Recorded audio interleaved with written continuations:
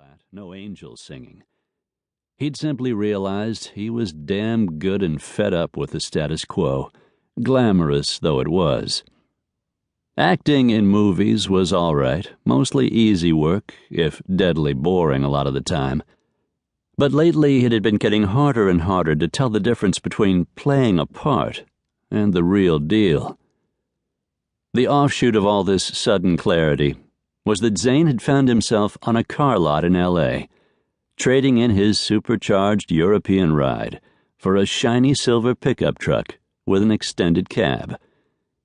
In a spate of nonverbal ad-libbing, he'd driven the new truck to the nearest animal shelter, gone inside and adopted a dog, an unprepossessing critter, big and black with floppy ears.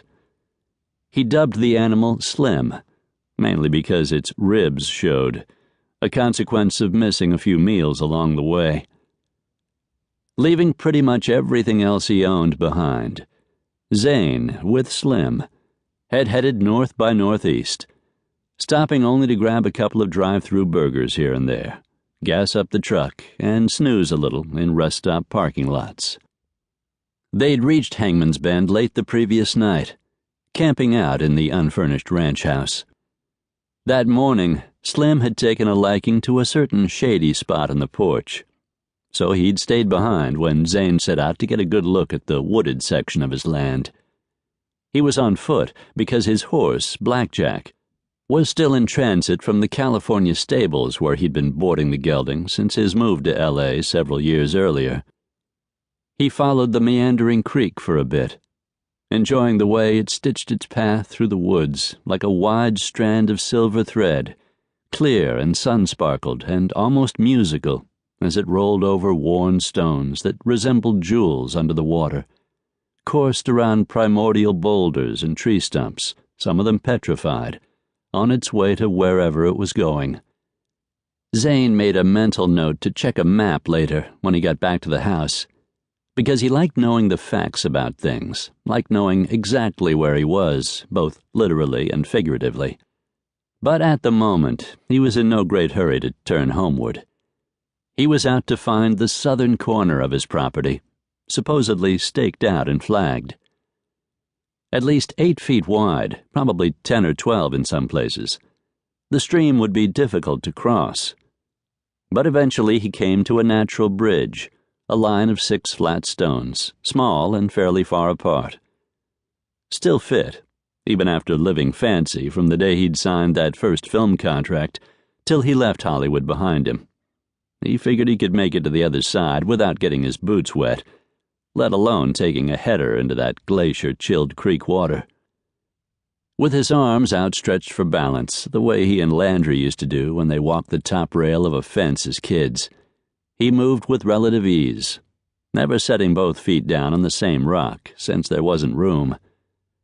When he reached the opposite bank, no longer concentrating so hard, he stopped short, startled by what amounted to a vision. A wood nymph, dressed in faded blue jeans, battered boots, and a pale green western shirt, stood in the center of the small clearing just ahead, both arms wrapped around the trunk of a lone cottonwood tree. Her hair was brown and shiny and thick, just brushing her shoulders, and it caught the leaf-filtered light, threw it around like colored beams in a prism. Her head was tilted back slightly, her eyes closed, and the expression on her fine-boned face was downright blissful. What the hell? Zane could have watched her for hours. Just looking at the woman gave him the same belly-clenching thrill he'd gotten in his bronc riding days, in that moment before the chute gate swung open and the official 8-second countdown began. But suddenly off his game, he took an unintended half-step in her direction. A twig snapped under the sole of his boot, and the moment was over. The nymph's eyes were wide, hazel or maybe green or pale gray, and at the moment, seeing him, they were shooting fire. She backed away from the tree, and Zane noticed that her shirt was open and she was wearing a tank top underneath. To keep listening to this audiobook, I've left you a link in the description so you can do it at no cost thanks to Audible's 30-day free trial.